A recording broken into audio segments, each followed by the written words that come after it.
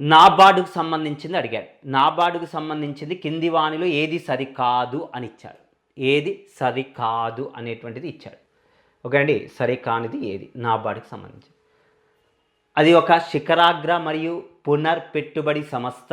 అవసరమైన రైతులకు నేరుగా స్వల్పకాలిక రుణాలను సమకూర్చదు. సహకార రుణ సంఘాలు మూలధనాన్ని పెంచడానికి రాష్ట్ర ప్రభుత్వాలకు వీలు కల్పిస్తూ రాష్ట్ర ప్రభుత్వాలకు దీర్ఘకాలిక రుణాలను అందిస్తుంది. ఆర్ఆర్బి సహకార బ్యాంకులు ప్రాథమిక సహకార సంఘాలను తనిఖీ చేసే బాధ్యత ఉంది అని ఇచ్చాడు. నాబార్డు బ్యాంకులను తనిఖీ చెయ్యదండి. నాబార్డు ఎప్పుడు ఏర్పడింది? శివరామన్ కమిటీ సిఫారసుల మేరకు 1982లో ఏర్పాటు చేయడం జరిగింది. ఇది వ్యవసాయ రుణాలలో శిఖరాగ్ర రీఫైనాన్స్ ఇన్స్టిట్యూషన్. ఇది పరోక్ష రుణాలను ఇవ్వటం జరుగుతుంది.